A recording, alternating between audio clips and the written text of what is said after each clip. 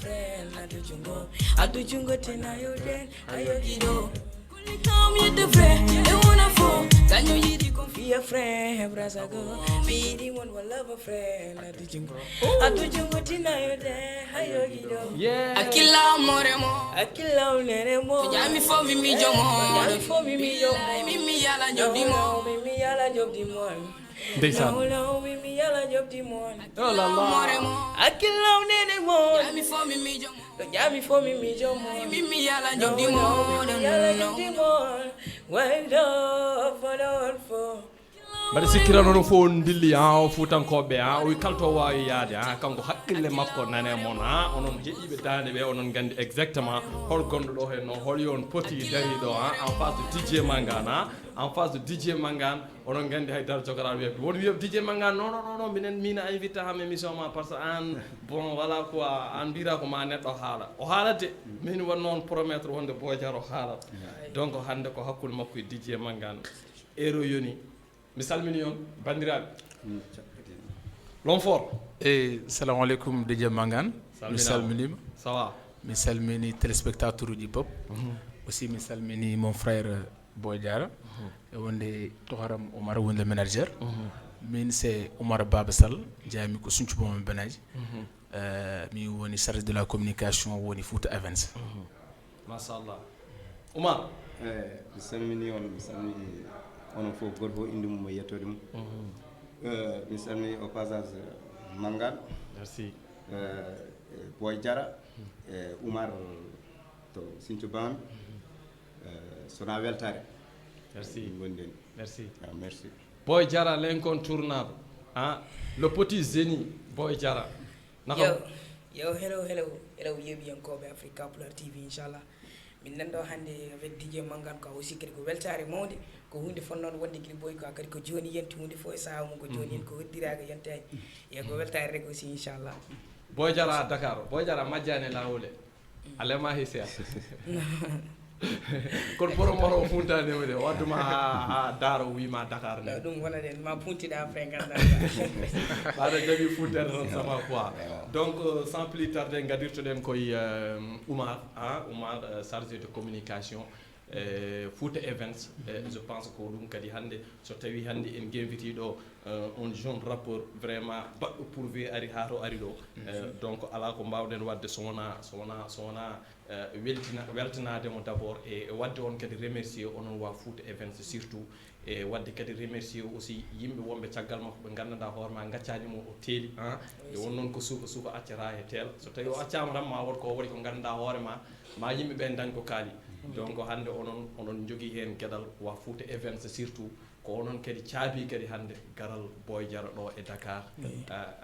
de passage fulɓe foof mi yettina nelal mabɓe ɓe mbiyonono fof on jarama par ce que minen wonanoɓe Dakar mbaɗa vidéo je mbaɗa foof jiiɗi yiide Boy Diaro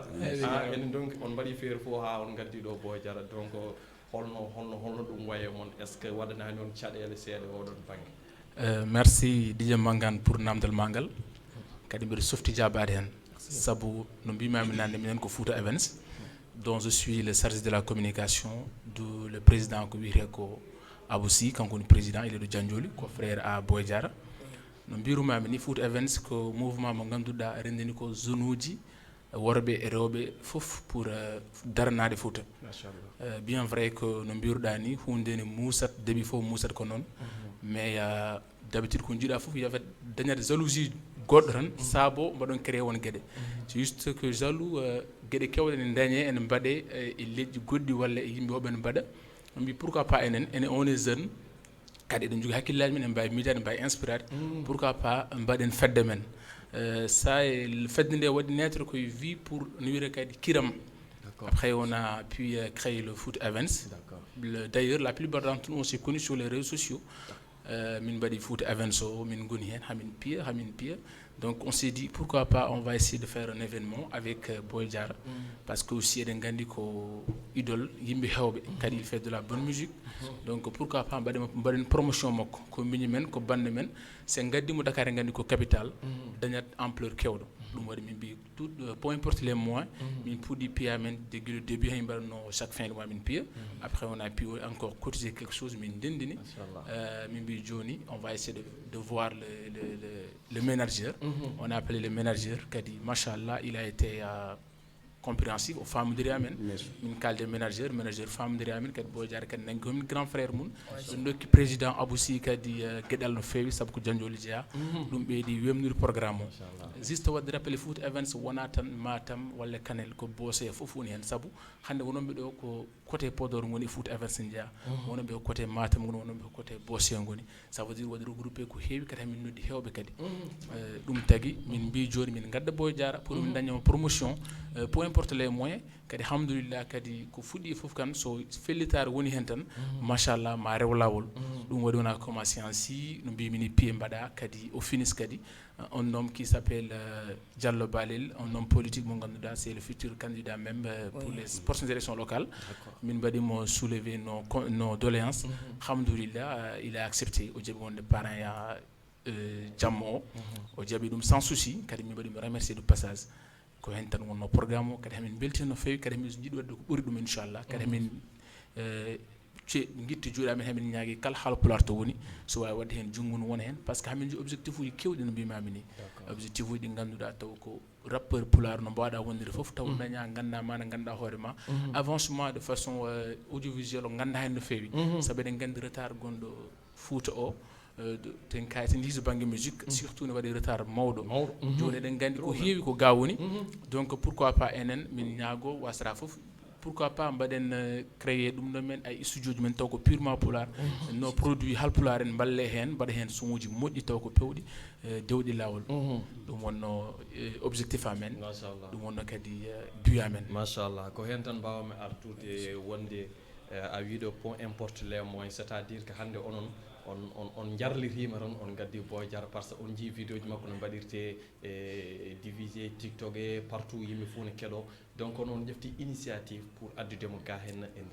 nder Dakar ko ɗum tagui yimɓeɓe certata e wadde on félicité par ce que won joguiɓe ɓe gandanɗa hoorema hande 2 milliards won wawɓe yaɓɓude koye ɗum mumen jaa ha jiiye ménagère makko pour kalde makko mais mbaɗani ɗum mais onon pelliti wadde ɗum addudemo ɗo e Dakar vraiment min certata e wadde on remercier oɗon banggue garen juste e Boy Diarra avant keɗen gaare oɗo Boy Diarra en tant que jeune hande a yi ko woni caggal ma o a yi yimɓeɓe no kalirta Boy Diarra so wuñima ne jaaha partout est ce que ala ko ɗum wanma seeɗa est ce que waɗanima ɗum ɗo seeɗa mbiya waw est ce que min mi wona cukalel indam nde no yaari ni est ce que a hulani hen seeɗa non affaire o ko noon tan kadi goto fo neɗɗo fof e saaha mum dal goto fof ko Allah taƴen ɗum kadi ko weltare mboɗo wi ɗum kar machallah yo jokku yaara yeeso rek kadi jiɗɗo gueɗɗe jaara yeeso aussi kadi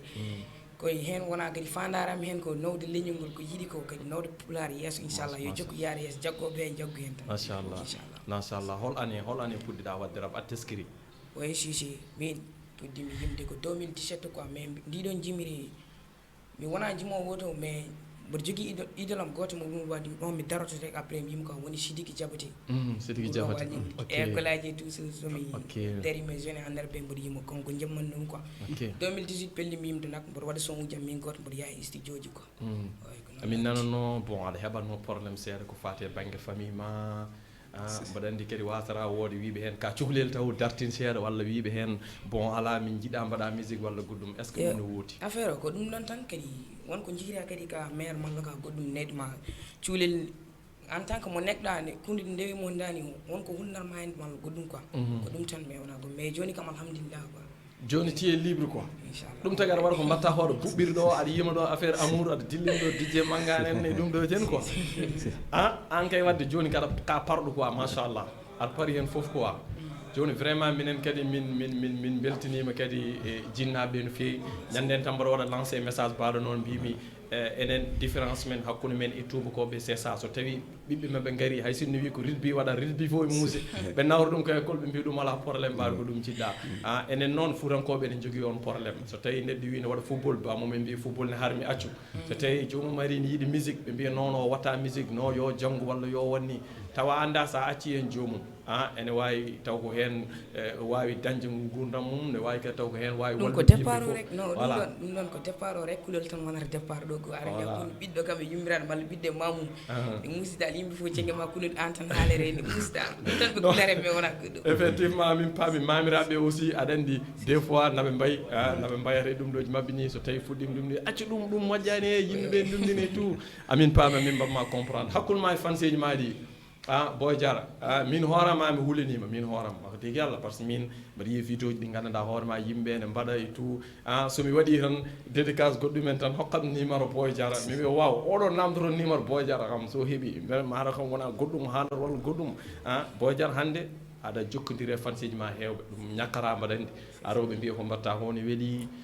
amin yiiɗi andudema e foof holno gurduɗa ɗum est ce que waɗananima caɗele seeɗa ɗum ko toujours rek aussi kadi mboɗo heeɗo conseil aji mabɓe mboɗo heeɗo kam kadi toujours ko addude rek ko weeliɓe quoi ari neɗɗo so yiiɗima rek sa waɗi hunde woni masala ɓeyde jaggude ɗon aussi kadi des fois fo a yiilor ko weldum gadda comme si non poɗirta yimɓe toujours sa waɗa koɗo yiiɗiɓe tan koɓe jiiɗi ko tan toujours kamɓe hay sahara aussi maɓe gabbe e ma quoi donc yo jokku yaara yeeso donc ala aroɓe ma mbima bon min mi wanma proposé wat feere gara wuura men gara jindira yam affaire ji ɗon taw noon kalami ko banggue a majjani banggue rewɓe ɓe bon wonen rewɓe a majjani carrière so neɗɗo fuɗɗima carrière mum enen fof enen gandi ko rewɓe ɓurɓe wawde yontede hande e nder jamanu ko ɓen noddarma wonen garda hen ko bandiyagal wonen garda hen min ko waɗata ko tan ne weelimi bon voilà mbaɗa yiiɗi waddemo soutenir walla mbaɗa yiiɗi yiidemo e tout hande aɗa heeɓa appel aji partout ɗum yimɓe fof ne gandi ɗum aɗa heeɓa appel aji sukaɓe yontaɓe min mbaɗa yiiɗi heɓde ɗiɗon appel aji quoi sukaɓe nodde ko yontaɓe ɓe saabu noddima tan après mbeɗa kam ga numéro uji mabɓe quoi est ce que a huulata hen seeɗa so tawi jomumen ne kalanma haalaji ma famaji si affaire o ɗum ɗon wonata tan kadi woda yaaru ga woda yimɓe fof potani goto fof no Allah tagui ɗum woda wondirɓe dani woda yaaru dani mais ko heddoro noon ko an tan miijoto ganda no foti wondirde quoi très bien très bien machallah an aɗa waɗi courage o machallah donc a naati Dakar maintenant wona aɗa andi ko fanma kam wona paɗen ko le 24 décembre inchallah toon to maison de la culture Douta Seck avec l'incontournable Boy Diarra Boy Diarra nan toon e woɓɓe ɓe jiɗɗon yiide foof mon taw ɗumen toon inchallahu rabbi donc sans plus tarder aussi yimɓe gaare Oumar ka kaw makko way komi kaw makko ok donc a yii hande baaɗo no wayi hande ni kadi o haali ɗo konngol bangol fayida wonde kanko ko leñol ngol o yiɗi umminde garɗo tawta animateur uji tawta hande waɓɓe fonde radio ji e télé ji pour yidde umminde ɗemgal men a ari indema ne haalire ni hen a yiɗi annen jokkade hen pour nawde leñol ngol yeeso ko vraiment ko hunde wonde fayida ko weltanademo kadi aussi kadi kala ko mbaɗɗemo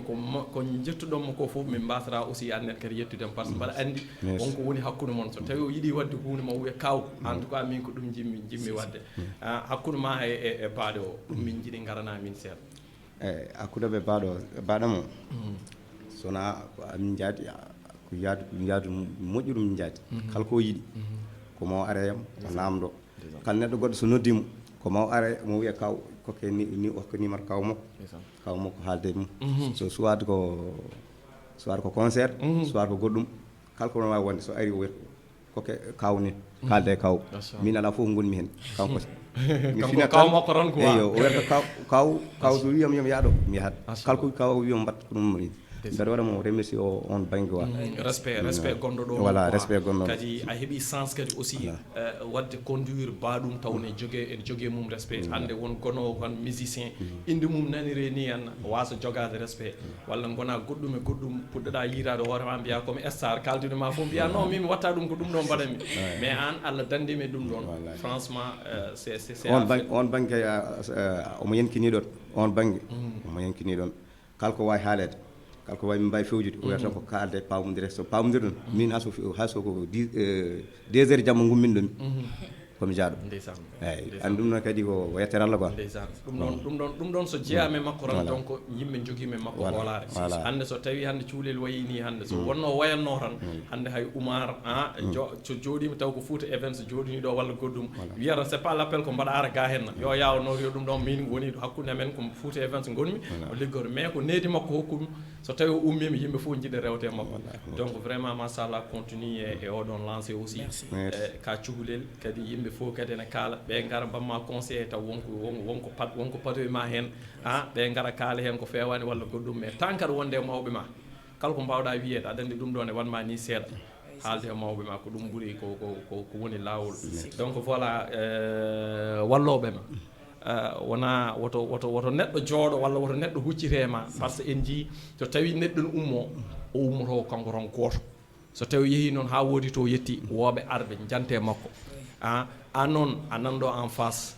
wasata taw min dijje mangani mi yiiɗino jokkodirde ma ko ɓooyi walla goɗɗum e goɗɗum tu vois walla mi yiiɗa haaldude ma walla mi yiiɗa wonoyde ménagère ma walla goɗɗum e goɗɗum hol wonnoɓe caggal ma ne poussema normal ene mballuma avant kada naari hen normal avant kada waɗani cartonné aɗa yalta normal e réseaux sociaux hol wonnoɓe caggal ma ne mballuma yo ɗon aussi kadi vraiment miɗi jettano kadi ɗon wonno caggalam début mboɗo wawi vidéo mboɗo yetta Pinal Fouti Gang quoi e wonde LG woni lumiére statique gang départ nde haade yimde haade gueɗe ɗe waɗi forde anan kom ko golle gadoro avant ma carton de quoi ɗum jogui grand goto ne wiye MC Big Boss quoi kanko waɗi ndem fof ko après somo ari kanko wiyatami ni jarta aɗa andi yiiɓe hun taw ene waɗa kadi ɓurɗo andandema ɗum ɗon ɗum ɗon on tagui on waɗi gueɗe fof départ quoi onko aussi mboɗo jarnamo Pinal Fouti Gang LG fof quoi machallah kamɓe nangguno hen ha hande a ummima normal et puis yimɓe hewɓe kadi ene gaari yidde kadi wadde hen juuɗe mumen pour jidde walludema par ce que ɓe gandi to paaɗa kadi ko hunde welde farnorade ka monima hande gandanɗa hoorema hande jolfuɓe woɓɓe vidéo ji son uji ma ene mbaɗa hen vidéo ji ene weeli farnorade no fewi vraiment amin mbima ya wat continuer dans cette lancée inspiration ma son uji maɗi holno ɗi gardatma an windere ɗi walla won binnomo ɗum yew sawnaji kañum arandi kañum toujours arande haqqille so deeƴi rek ma addu ko heewi quoi mboɗo jooɗo banggam tan toujours min goto malla nder suudu min goto ƴetta foyam nden ko foyi kam ƴettan ɗum mi wona téléphone ƴettat foyam après mi tiimi hen min daara ko foti yimeede malla goɗɗum titre so wiyama koni après mi tiimi hen billahi ko ƴettude temps mum tan ɗum waɗi ɗum quoi aɗa hunde yaha tan aɗa ɓeyɗo finande ɗum ha arti noon ha cuusmi ƴettude hen portable amen mbiɗa winda malla kono kam mi ɓooyi windude kam mi ɓooyi ɗum guila mi suwa yimde ay si machallah o wi kanko inspiration arat o winda jogui foye mum ene winda nden taw téléphone ngaji ɗum ɗinani walla goɗɗumen ni mbatta hen non nde ko minen mbiyeten min jawri téléphone ngaji waddaɗa ɓooyi haɗede ko heewi quoi ene wiye ka cukalel mais machallah bon aɗa jogui talent kadi neɗɗo ene famɗo duuɓi kadi taw kadi machallah hande an koye ɓeɗon jeeɗa donc voilà ka fierté fuutankoɓe foof sowma jontaɗo mbaɗa nani hen konnguli Boy Diar il faut yimɓe kalda gonga mbaɗa nani hen konnguli Boy Diar mbeɗa jogui guel non ɗum ɗon non ɗum ko hunde wuurade aduna he quoi hayso min mi ala wasata goɗɗo joguiɗo après mi yiiɓa ɗum si jogui ɓe ganda non fadde min ko ɓuuri hewde hen so tawi santor ne yima heewi so tawi ndeysan heeɓi mette tan jogo inspiration e mette mo joguiɗe tan taf winde yaltina ɗum son min son ha joni min nanggumi ha joni mataw ka gurɗo ɗum par ce que non son a yimo son ne weeli wadde gal aɗa mema hewɓe so tawi a yimimo comme no mbirɗa ni ma mem hewɓe ma mem o mema o wurɓe ɗum mais mbimi so Boy Diar ari plateau am DJ Manga il faut mi namdom bon holmo yima toon an ɓurinimi visa min mbiɗa boyo ɓuranma yiɗi mbaɗimo ko ñande fof so mboɗo fini so ñande fof mboɗo yeeyi mbaɗimo ko kanko ɓurini voilà ko kanko haali wona min haali mbimi donc so tawi o jooɗima momi wawa namdademo ɗum ɗon est ce que wuurɗum walla taw tan bon inspiration ko ardema ni rek quoi non ɗum ɗon kadi ko hunde wuurade aduna he kadi min aussi kadi wonko mi gurmi hen seeɗe mi on maɗon seeɗa tan acciram noon no woto jumana non ko hen jeeya ɗo ko riyelaji ɓoli goni ɗo mbaɗa andi yeeɓoɓe ma dañ ko kaali walla ɓe jala walla goɗɗum non boy ni mais ko hen jeeya bon yo wuur o anda tan no wuuri minen par ce que minen garage makko min guura mais amin gandi no min guurirta donc kanko no wuur min kam ɗum mbaɗa men conseil wuur ala probléme kala ko guurɗa hen a yii hen par ce que son amour neɗɗo wawi yimde ɗum taw a waɗani ɗum vécu quoi c' est à dire a wuurani ɗum neɗɗo wawa haalde yidde taw wuurani ɗum il faut guura ɗum aɗa yaaha aɗa janfa hen jiɗa neɗɗo nodduma 2 heures du matin ha 5 heures du matin janggo e janggo o ƴeewi goɗɗo o hocca ɗum ɗum so tawi a wuurani nde ɗon gueɗe a wawata yaltinde hen son hay sa yaltini hen son wodat ko manqui hen par ce que mbira ko wodani a suwata wuurde ɗum tu vois donc c'est ça kala ko gandanɗa hoorema aɗa waɗa hen inspiré hay sa wuurani ɗum ƴeew gurɗo ɗum mbiya holno wuurdi ɗum holno wayi mum et tout donc wuur ko bella fof minen kala ko jaltinɗa min keɗo wuur fof ko jaltinɗa fof minen amina paari amin keɗo ala probléme quoi donc garten koye Fouta Events le président so tawi o mondo après Oumar Kaw hokkamo seeɗa président ara après wonko jimmi namdademo seeɗa ko fate ɗum ɗo joni le président il sera là avec nous le grand star il sera là tout de suite avec nous Purchase your tracks today. Let's get beat on the mix. Yeah. Boy, Jarara. Penal food is our team. I'm so proud. Yeah.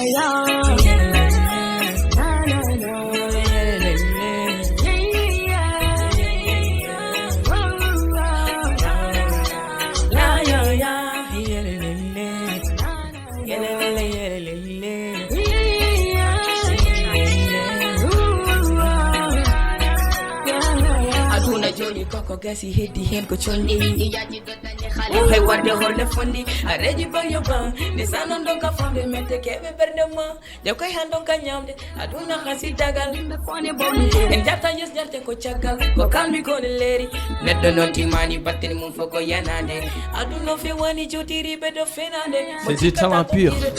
yidi ko warde doku den ko nyamde en don ka ko kalden sirgaji poddi resen nanga sugabe ko kalmi ko so welay Bibi ma désolé mo cikata ko gido tan bare ma do pistolet neddo wana dole ko hakkille wonde berdende bandirabe ligudira sababu ne khalis de neddo wa wonde esta afore iblis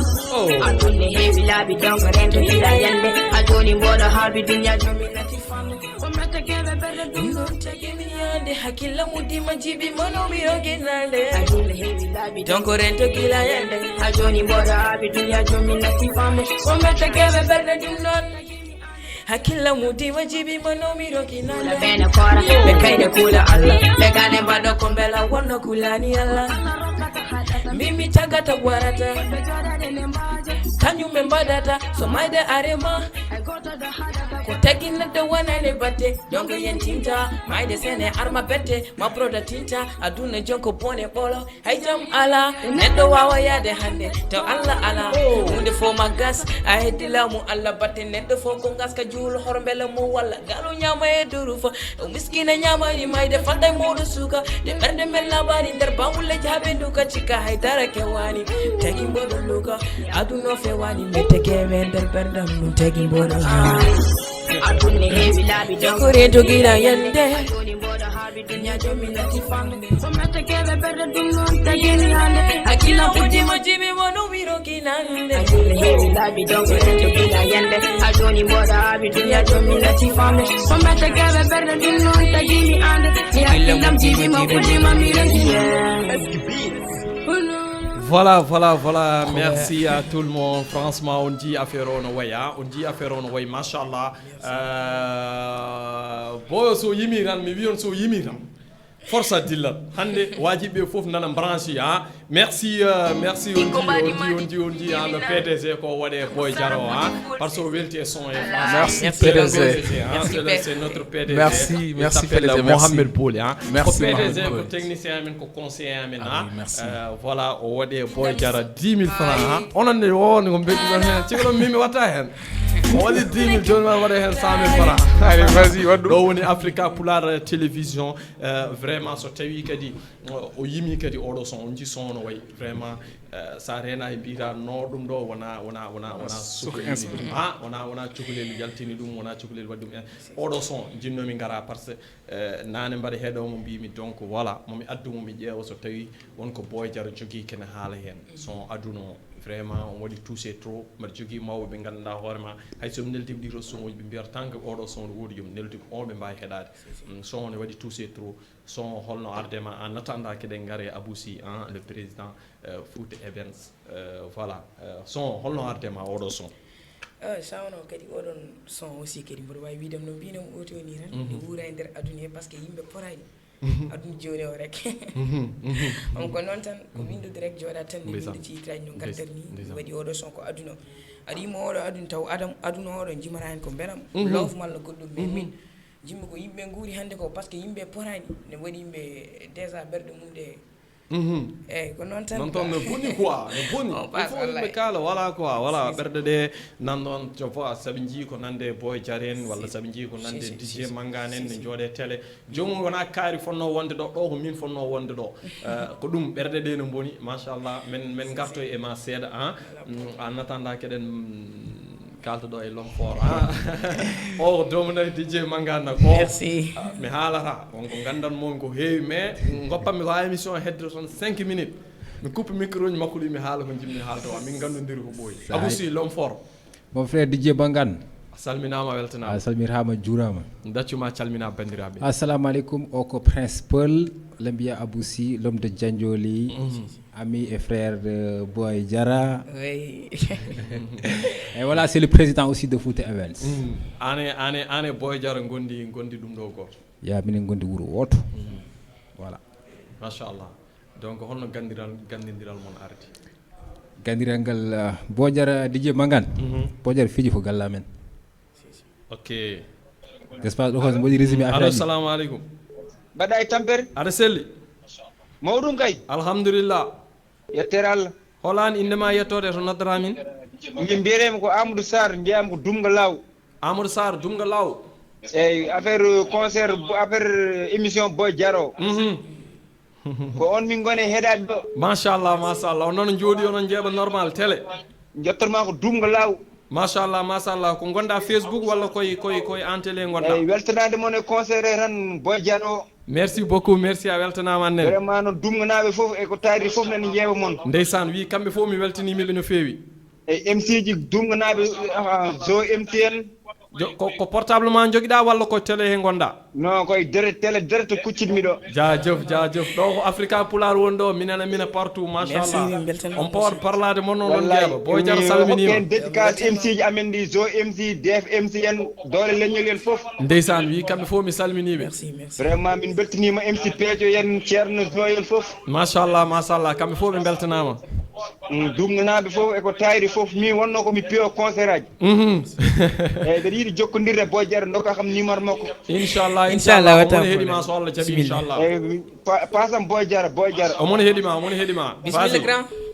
walla me Boy Diar mi yiyamo omone heeɗima vas-y aɗa daramo ɗon direct eyyi mbeɗa yiyamo kay kono pasammo eyyi omone haala merci grand vas-y salmindirema allo gar oyema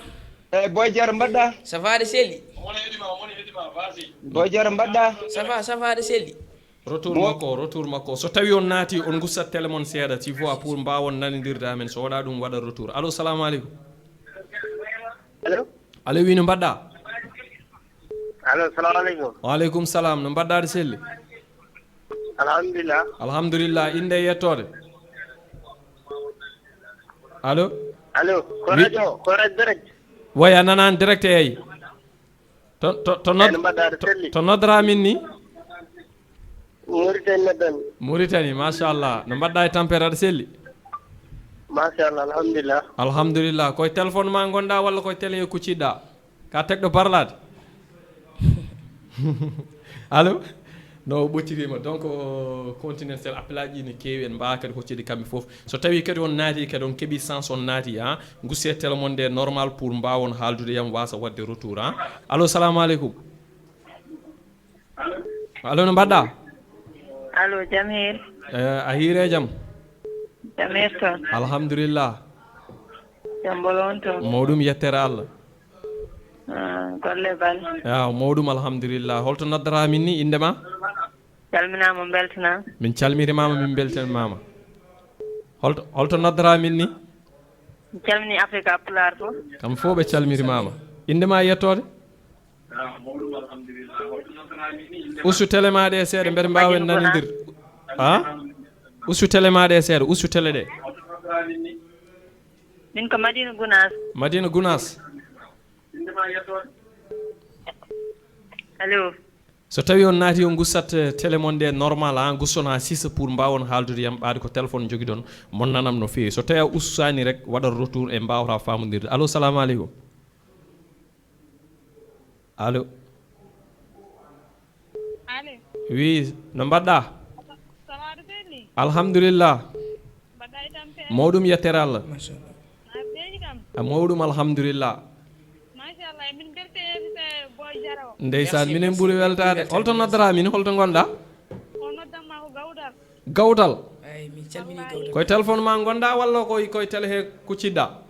Wallahi koye télé puccini. koye télé kucciɗɗa machallah gawdal Wallahi woni min weltade ono Gawdal. wallahi ndeysan minen ɓuuri weltade omono heeɗima Boy Diara nani heeɗima merci Minen Boy Diara so invité ma télé alay sago min dillan. ndeysan wallahi wallahi ndeysan Boy Diara ko fansa men ha ɗon tan wawi haade. yo jokku yaare yeeso merci ka moƴƴo Boy Diara machallah min beltanima o battama. merci min ɓuuri weltade wallahi Assalamu aleykum.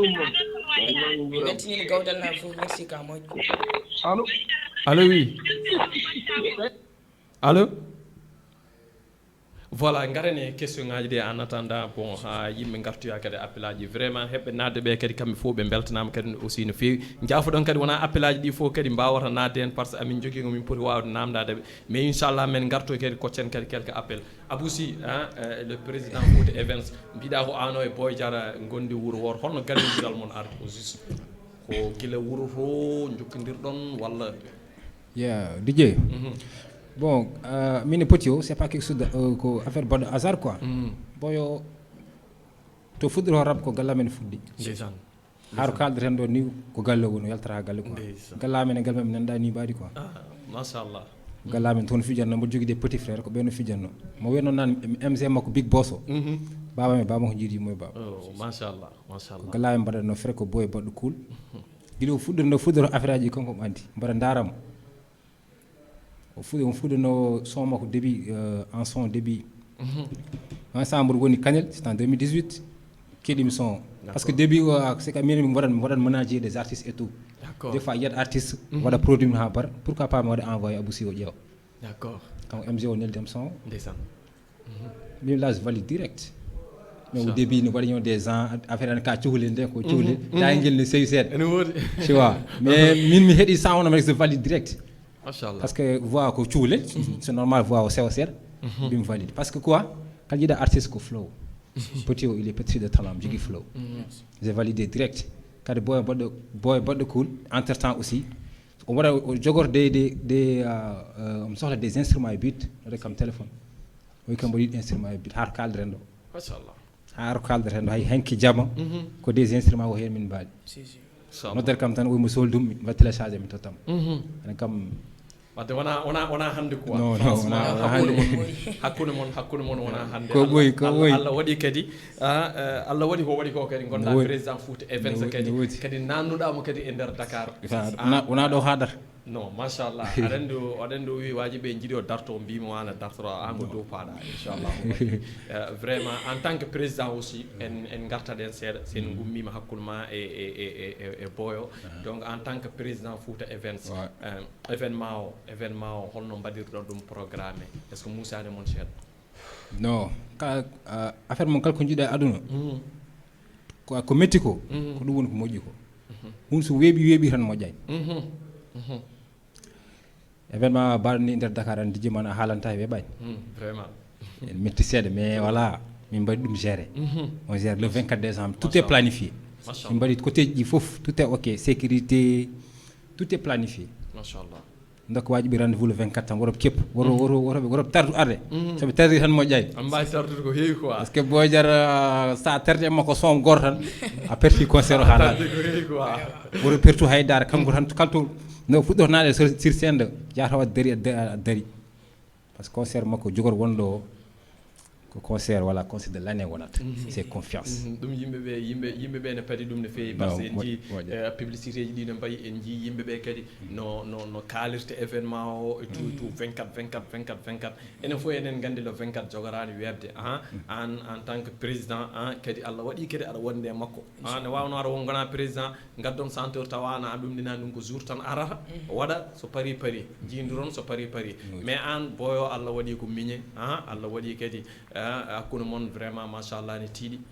holko conseil ngaji ɗi dokkatamo no jiiɗa o fuɗɗi yaade ni hen par ce que affaire o arani tan waɗi ni mais aɗa jiiya hen par ce que vidéo ji ma fuɗɗi TikTok yimɓe fof mbaɗi holo boy et tout donc an relation ma e makko hol conseil ngaji ɗi dokkatamo ne woodi kala avec l'avènement du TikTok voilà yimɓe hewɓe au début sa yimɓe sikano min yimata ok on yimɓe hewɓe sikkatno ko min yimata d'accord eyyi ɗum waɗam contacté WhatsApp wiyam an hokkam sowma affaire aji ɗon ni walla son principe waɗata affaire o ne willa affaire aji ɗi dewi ɓe ganda quoi mi waɗa heño waɗa répondre aussi quoi ok mais bon conseil Boy Diarra comme les autres artistes conseil mom ko goto tan quoi sa woni lawol wori yeccitu surtout lawol ngol a dañat hen ɓittoɓe lawol ngol a ƴewta uddirnoɓe lawol ngol si billahi ɓittoɓe huccide mabɓe tan keesima tan yo huccire mabɓe yañanoɓe lawol ngol becce ma huccire mabɓe ɗum tagi woni kala ɓittanowo lawol ngol woto wonde hen haydara ko l'importe quoi addana hen añɓe dañane tout ko wasde wadde jaɓal wasde wadde haqqille mum te hono sa heewi tollima oɗa era instant tan ma wod ganda hoorema nande ko welanima affaire aji ɗo woodi wallahi no woodi wallahi donc est ce que boyo wonko jiiɗa ko gandanɗa hoorema en ƴesi waddema seeɗa e makko voilà ƴesi ñawde ɓerde ma seeɗa comme par exemple relation ngaji makko yimɓe woɓɓe walla kanko no wuurde tout et tout ko jiiɗa e makko tan ko gandanɗa hoorema ɗum ɗo en ƴesi wadde ma ɗum ɗo seeɗa quoi ɗo ko haydara DJ très bien boyo haydara machallah hikkoce kanam machallah haydara ala muusi wala mais te kadi haydara ala muusaram eko mettere boyo ko jiiɗama ɗo kadi noon woy gara boy jam keddi no jogi no respect ni ko non jogi woyam respect machallah respect ko boy ko ganda hon en dehors du rap ko boy ne hiiɗo machallah témoignage ɗi rek mbaɗi fayida ko boy ne hiiɗo par ce que hande wawi haalde ma ko ɓurɗo ɓadatema on wawi haalde ma surtout kadi hawri kadi ko neɗɗo wuuro moon kadi ene waɗe ma témoigné donc vraiment ala ko mbawden wiide hen franchement kadi chargé de voilà communication je pense hakkude ma e président holo e moon holno idde o arde moon Fouta Events on Fouta Events yimɓe hewɓe ne mbawi tawne nananno woɓɓe taw nanatano ɗum par ce que ha joni won namdotoɓe hol adduɓe Boy Diarra Dakar walla goɗɗum onon ɗiɗo relation moon holno wayi relation moon onon ɗiɗo DLP pour dire min gantiri koye réseau social he min gantiri donc mi meeɗi widir lawol gotol e bis après jour goto mbammi direct goto live TikTok après o salminimi hen mbimi an boy elle il paraît qu'on c'est une voix vue aɗa andi Facebook walla Instagram sa huɓɓi connexion ma rek sa yindiri neɗɗo huɓɓi connexion ma sa yi tan o waɗete suggéré neɗɗo o nomin jindiri e bus nde mi hot tan o waɗa ham suggéré ami après mi mbaɗi demande ami on est sur Insta Facebook mais on se parlait pas so wona il like mes photos je like ses photos mais c'est sur TikTok nden min gannotir TikTok on s'est donné des contacts min batti haaldude min batti yewtude min batti yindirde dès lors muyin e makko bon c'est devenu quelque chose quoi on est devenu pote amin kala tout le temps kadi minni kadi pour dire vrai j'étais pas trop accro de musique ko way de musique pulaar j'étais trop folklore ganduɗa ko musique gaji rap anglais ɗen gueɗen mais la particularité ko musique Boy Diarra j'écoutais ça à fond c'était ma musique favorite donc tout le temps vi en DLP musique boy mbatta story mbatta tout le temps c'est qui le boy il m'a expliqué et donc hamin goni hen min mbi joni est ce que mbatta fedde min mbaɗi fedde après on a commencé à cotiser tout ça et amadiano ko fuɗɗoro fof waɗa élargir lui il a parlé mo andinir fof haala ɗum min aussi j'ai parlé à tous les hommes gandumi min dañi comme no fuɗɗi wonde fedde ni d'ailleurs ni galle mabɓe woni siège to guil début ko galle min jahar to mbaɗa réunion mbaɗat fof après noon fuɗɗiri kadi machallah depuis lors on est devenu tous potes kadi yaari noon Fouta Events se jibinira kadi banggue biyeji moon banggue est ce que hande on kuulani hen seeɗa comme par exemple biyeji mon no jaarirata ni walla événement no haalirte ni rek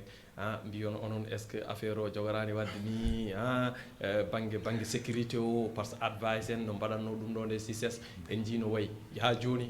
ɓe mbiya mbaɗa grand théâtre mais yimɓeɓe mbi est ce que warano wano success ni ay yimɓe puɗɗin hulde wonen sa hayso mbine jahama yummiraɓe ɓe mbi on jahani par ce que wanno toon ko siège uji keela e goɗɗum onon ne est ce que onon pari ɗum est ce que onon pari ko fate banggue ɗum ɗon par rapport biyeji mon no mbaɗirte commande ni e yimɓeɓe no kalirta événement o ni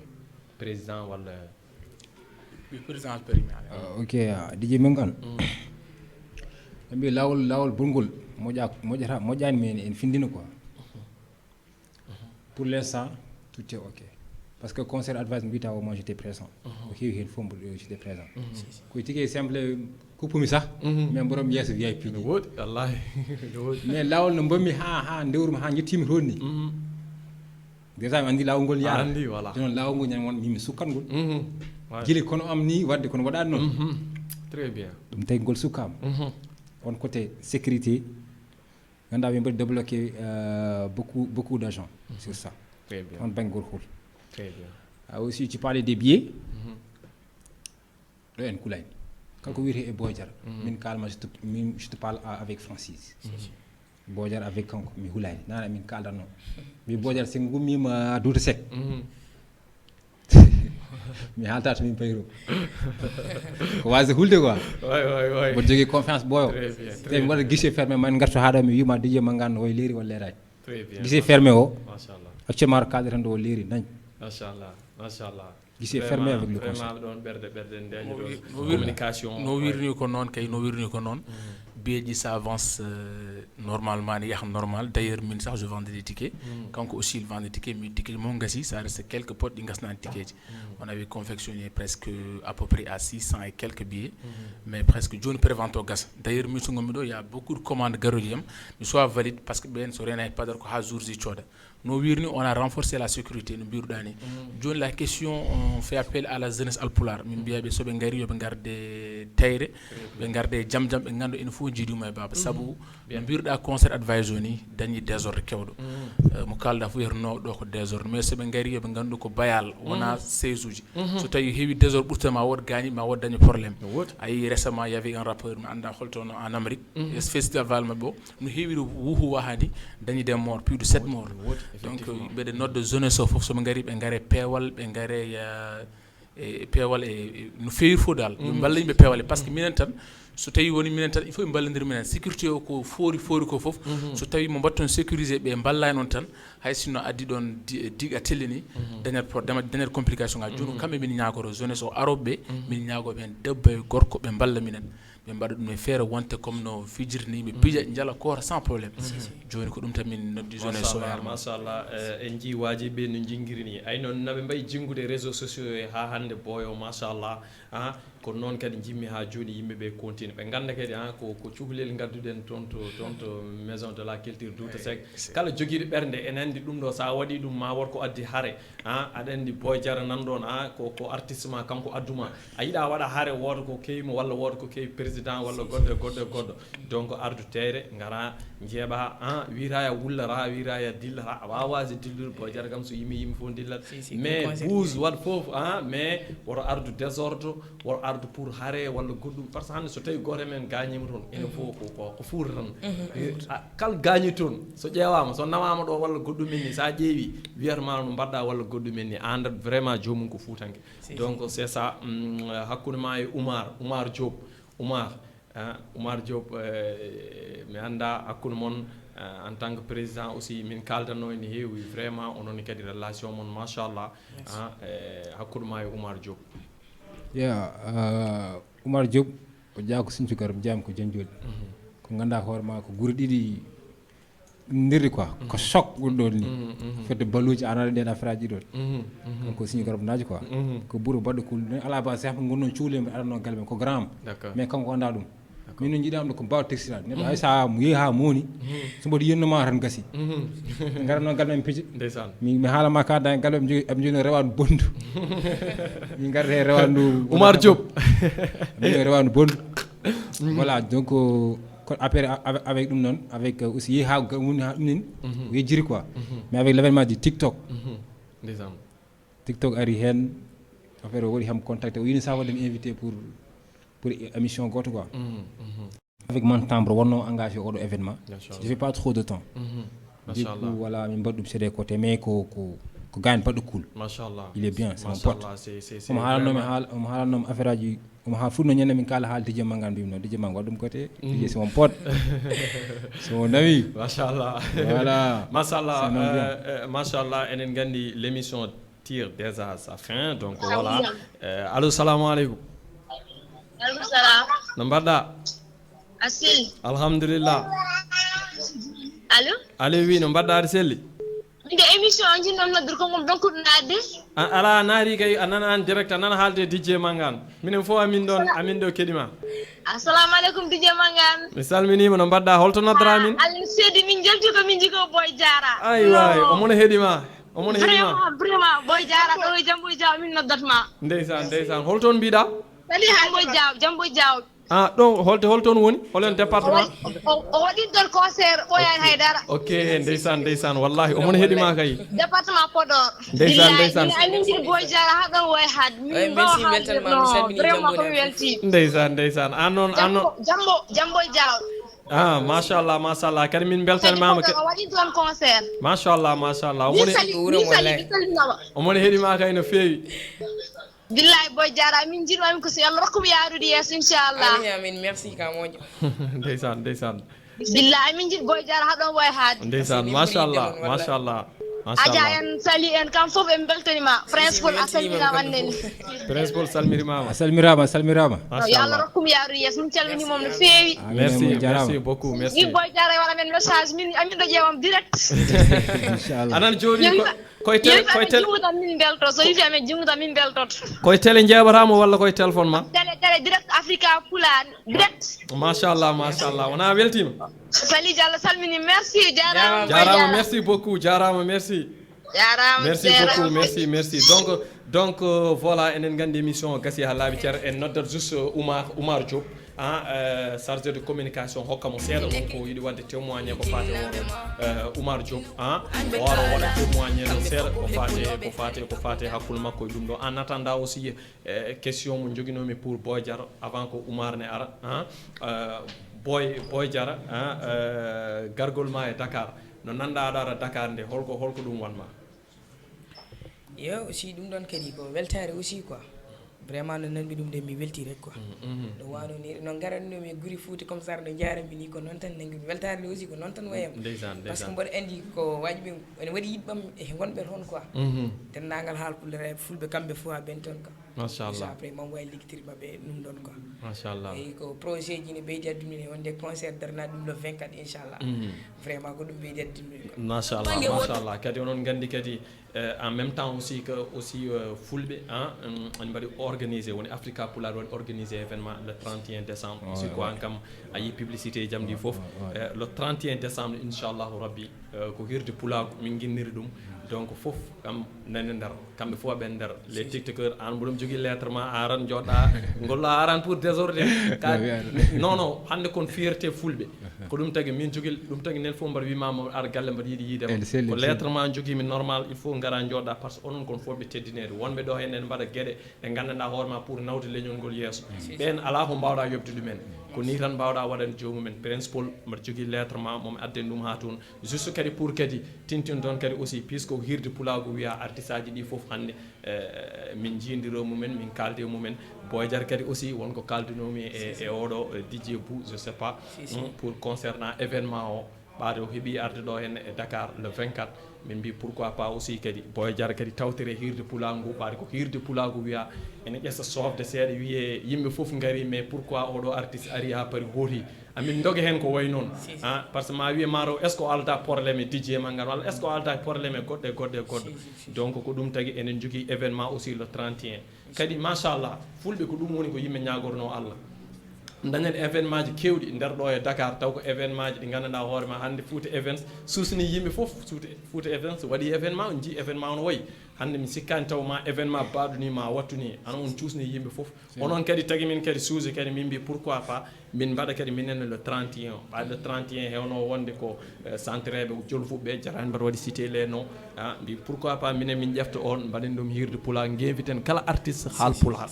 mawɗo cukalel e tiktokeur uji ɗe gandanɗa hoorema gonen ɗo pour leñol ngol e woɓɓe animateur uji pourquoi pas mbaɗen ko way noon guinviten jomumen donc ononne kadi amin teddinironi hen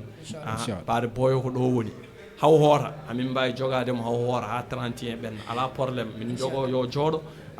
o wona ɗo ha le 31 o andina wajiɓe so o waɗi le 24 ko batto le 31 yimɓe fof gara kadi machallah ɓe ganda ma défilé de mode waɗa toon ma fof wat toon culture men fof ma yaltina toon donc ene moƴƴi hono mabɓe ni gara jooɗo kuccira hen affaire ji ɗiɗon donc voilà ko ɗum kadi aussi min jino kadi teddinirde on kadi sino mini so paari men jooɗo ƴeewen yewtidde en enen fof ƴeewen nanodirde ƴeewen famodirde machallah ko ɗum wonno émission o hannde émission mon minema DJ Mangane face à Boy Diarra face à Principal en wonde kawmako jontaɗo kawmako noon ko jontaɗo machallah quoi kaw mbaɗandi an a tampi seeɗa appel no foti appel aji keɓata par journée wa haalandema appel aji kay ene heewi de oui noon e hamni seeɗa vraiment des fois waɗat yimɓeɓe mbiya non mataw o welaka jabade appel amen walla goɗɗum taw ko yimɓeɓe goni ɓe pamani affaire o wona noon affaire o kadi o weeɓani franchement hebde compte kuji baɗi ni no wayi hewdini e foof ene ƴeesi hamnade seeɗa mais machallah kam franchement min beltinimon kadi no fewi allo salamu aleykum Aleykum salam. no mbaɗɗa Min Sali Diallo Dembo Diawɗo. Sali a salminama Salmitima weltima émission o. ndeysan min beltanimama aussi no mbaɗɗon e tampere Walla mi haalde maɓɓe vas-y an nana omone heeɗima omone heeɗima Boy Diarra salmitoɓe amone heeɗima allo Sali merci mi weltima weltanimama an aussi debbo mo Jambo vraiment merci mi weltinima Jambo naɓe foof vraiment weltini machallah en kamɓe foof allo Boy Diarra ça va machallah Boy Diarra emo heeɗi yon no fewi mbaɗani ɓeɗo ko jooɗiɓe normal nene mbaɗa ɗum ɗoji mumen mbaɗani kon hirtiɓe est ce que onon wona ha ko defɗon hande so tawi ko ha ko defɗon gadda noon hen Boy Diarra vraiment allo salamu aleykum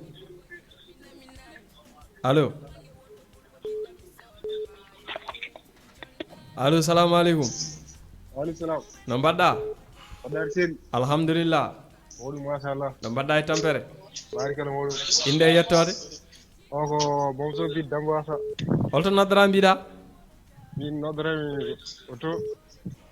holton Momso allo holto noddora mbiɗa noddaram toon Dambo Asa Gambo Wasa wallahi mi weltima émission mi heeɗi émission no fewi ndeysan machallah min beltanimama nene min calmini Boy Diarra Boy Diarra nanɗo mono salmirima salmiriman aussi ndeysan sponsor men moƴƴo ndeysan machallah ndeysan amin conseil mo soyimo no fewi merci wallahi mi weltima émission he min keeɗi kay merci bro on est ensemble jarama ndeysan jarama no fewi min beltanimama aussi hannene jarama merci beaucoup jarama bon garaten koye oɗo garaten donc garaten koye kawmakko aɗa yaade Boy Diarra partout e nder Fouta hannde aɗa yaade makko est ce que on meeɗa yaade concert ha keɓɗon toon caɗele seeɗa eyyi min jaada concert kala ko jiiɗa wata tan ko heptima neɗɗo wawi yaade tan no wiya tan ko beelamma tan yaata bo fofne hen kono min géré min mbaɗa hamin jalta hen inchallah onon jalta hen ene muusi mais onon mbaɗa feere fof ha jalta kadi nawde kadi suka baɗo ni henne kadi ene ƴeesi hamnade seeɗa so tawi bousculation waɗi walla goɗɗum e goɗɗum ko cukalel ne ƴeesi hamnade seeɗa quoi so woni no kam comme no dijje mangani en ƴeewa dartade walla goɗɗum e cukalel pongel ni hen en ƴeesi kadi ɗon kadi mbeɗa yiɗi haalde ɗon seeɗa nafi min kadi fuutankoɓe ne jiiɗi booyo kono sonaan ɗum mi andi min goto mi wawi wiide mbeɗa renamo aɓe jiiɗi booyo wallahi ne woodi des fois ni so wonto min jaara concert uji ko min goto heedemo ko DJ Bou kam woni ko scène bon kamɓe garata mballa min te mi anda jomum men ni mbeɗa yetta Allah mbeɗa yettaɓe kamɓen fuutankoɓe fof debbo e gorko ndeysan fuutankoɓe kadi jingui machallah vraiment ɓe kolliri kadi ko baaɗiɓe woni ɗo ko miñiraguel mabɓe woni ɗo ni kadi ko ɗum tan woni ko ñaguiɗen yo ya concert uji makko fiijo o arte dow jaam taw waɗani haala waɗani haare waɗani haydara par ce que hande Boy Diarra ko référence Boy Diarra ko monument yimɓe fof ne parnoro ɗum min jooɗoto minen animation min mbawa wadde animation ha laawa taw min paani fo son Boy Diarra ala ko min mbawi hen par ce que ne weeli ko jimata ko kadi ko machallah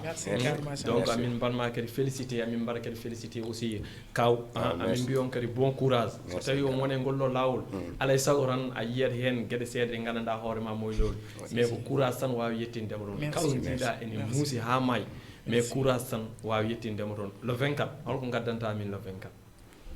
le 24 inchallah min kam moom mboɗo woni on kode mboɗom tan préparé ɗum wallay depuis foti ɗum dernier concert aji amen ni par ce que foti hande oɗo concert a duuti sek inchallah kadi ko yimɓe fof notoron mboɗo andi mboɗo hooli affaire o hewat malla goɗɗo ɓi fof waɗe préparé ay ko machallah parce que mam addu ɗon inchallah fattana nden ga yowon ko dokkuɗa min ɗon seeɗa eyyi joni paɗemi e aduna noon ko gara meeɗa waɗe hakkille ma ko jiiɗa fof ko gasatta farodimo ko moƴƴere won beelam duna hefte ha cikkaɗo gasatta ko jutte jammo fof ma weet ala mo ñawata kadi ala mo mayatta mayde sene ara betat andu ko mbaɗata janggo daña ko kaltata miijo an gueno rokkata o luɓirat kamɗi niɗo ko jogui ko basal saɗirete hirña mba uluɓe jimma yeela wijore ade farot ko lel fewnira ko ɓakkere kalkal waɗa wotto jaam wonene ronkere ko ɗo hen gollete janggo ala ko suudete aduna noon ko danga wandu moronki yumumuyne canu liggade neɗɗo pour woto won andu ko mbaɗata ko Allah ne darma to yimɓe ndenti fo jitta yo bon hulani jomiraɗo janggo nena fatma kono wi ɓeɗo ko woppata on yo ɓernde laabu janggo ɗum ɗo won ko nafatma yeroɓe terde pour téléphone mi jaki janggo mumen c'est au même kadi inchallah ça c'est du talent machallah c'est du talent surtout rapport jekki nodda ɗum mbiya ɗum hokkam hunde tan taf yaltine hoore mum wonko gandanɗa hoorema hande minen waɗoɓe préparé émission ngaji somen min mbawa ɗum quoi voilà donc min beltinima on no fewi kadi min beltinima kadi aussi kawma o min beltinima principal ene wonde kadi aussi Oumar onon foof Oumar en heɓɓe arde ɗo Djiby en les bureau kamɓe foof arɓe ɗo henne ɓe kamɓe foof ɓe beltanama no fewi kadi min mbi on kadi bon courage min ñaagui Allah kadi ko jiɗɗon wadde le 24 ko yo Allah hokku on inchallahu rabbi jetti noon ɗum so allahu laaɓi tawi temere andi kadi avec courage mo joguiɗon o e yimɓe kadi aussi ɓe jaadoton ɓe il faut en mbawa wasde haalde ɗum woni Abou Sy en woni Oumar Diop en mo kalmi ɗo joni mo mbaɗɗa ɗo témoigne o machallah DJ Bou aussi kadi ko grand o moƴƴo DJ Bou mi salminima DJ Bou mi weltanimama no fewi le grand DJ an noon an DJ an so neɗɗo reema alay saago wawat yimde par ce que an waɗi ko grand baɗɗo cool vraiment ala probléme hay ko grand baɗɗo cool ko grand baɗɗo cool aussi min jettamo machallah kadi calminen kadi aussi kadi on ami on frère gonɗo ha toon to Congo woni Diaka Wague Diaka Wague élément enen mbiyata miñum Khalilou Wague mba salmindemo taw calminani Khalilou Wague monsieur le maire kankone kadi machallah événement le 31 guila min teddiniɓe ha joni haqqille mabɓe nani hen min keeɗima kadi audio makko machallah ɓen ko yimɓe ɓe gandanɗa hoorema so tawi ji pulaga ɗum nin tan mbaɗat hen juuɗe mumen kadi ma kala ko mbawi kadi aussi ne mbaɗa hen donc ɓen c'est à remercier en calmini kamɓe foof arduɓe kadi aussi e Boy Diarra ɓe hay gore mon yejjiraka en calmini kadi Oumar Diop e mo ardi o mboɗo yetta aussi mboɗo yetta Allah mboɗo yetta aussi grand frère moƴƴo woni Silemani Seck kanko ko gorko mo wode beri quoi machallah inchallah ko avant Dakar kanko andini kam kadi non temi mo tottami conseil aji vraiment kalko hakkunde guiɗo ponno wattiro wannabi ɗum ɗon quoi complice mboɗo jarno machallah adama jatere en sampaɗi len kamɓe fof quoi e ñulnaɓe si garnaɓe fof yiɗɓam fof dal kam fof mi jarnima weltin mo jiɗɗa fof oto yejjid noon oto yejjid booyo ɗiworay oɗon jiiɗi o salmina booyo taw ko goto noon mbaɗandi so wiyo haalinde walla o haalta Boy Diarra holyo ko holyo noyire inde seeri ɗi yemaga il faut jonnen côté jowa million ngaji après mi yoma inde wonnoon aɓe keewi boye wona an tan gorti aɓe keewi non so takkin mi toñata ko an tan woni ɗon an tan o yiiɗi an tan o yimanta an o yiiɗi donc voilà koye ma o haalat o haalta inde nde par ce o haali garaji makko ɗi ko koccata ɗum a huusi hen DJ Mangane minen min ɗaccata haydara quoi donc o an jeeyi hay goto a rendani quoi merci à tout le monde ko émission mine ma wonno ande ko mine kamɓe mine wa Fouta Events e Boy Diarra vraiment merci wonnoɓe ɗo henne ene keɗo DJ Mangane en direct surtout jooɗiɓe toon to Fouta walla partout dans le monde en keɗo en kuccire télé mumen ne keɗo vraiment merci à tout le monde aɓe keppanno ko Africa Pulaar dañanno mataw wonanno e satellite min goni koye satellite 16 à fréquence 12 297 so tawi captire ko télé jeɓatamin en direct vraiment donc kamɓe fof kadi ɓe beltanama guila ndena joni wonen nana branché hen tan certata hen par ce que wonɓe caggal leydi ɓe aussi ko wayni jiiɗi ko émission ngaji Pulaar et tout ko yeweteɓe so arti dawde ka jewta jitta ko wuccide émission ngaji Pulaar voilà quoi c'est ça donc merci à tout le monde aussi voilà en calmini aussi mon ami mon frère Abou Konté o salminama to woni fof Zifou Dem Ambaba Serif Ambaba non il faut c'est mon partenaire oui Ambaba c'est un homme fort machallah et merci à tout le monde on se donne rendez-vous le 24 décembre inchallah le 24 décembre tonto maison de la culture Douta Seck avec Boy Diarra et voilà quoi ngare e jam gardon jam keɗoɗon mbaɗon humba sa wela ko enen jeeyi Dakar ko enen jeeyi le 24 et le 31 gollo ko fulɓe jeeyi enen kam en kawri hen gollo quoi gol ko enen jeeyi mbaɗen ha wela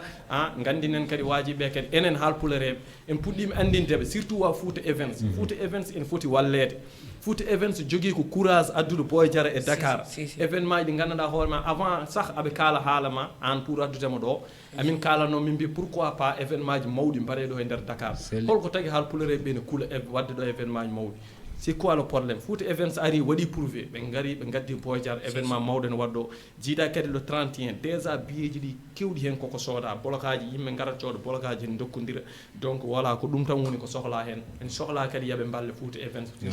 par ce que won kam jiiɗi wadde goɗɗum ko ganduɗa hoorema ha ɓuura ɗo kadi yaaji ha ɓuura ɗo kadi ɗumɗina donc merci on se donne rendez-vous inchallah le 24 avec Boy Diarra o wiyon ko heddi ko surprise wonata inchallah allez ciao merci à tout le monde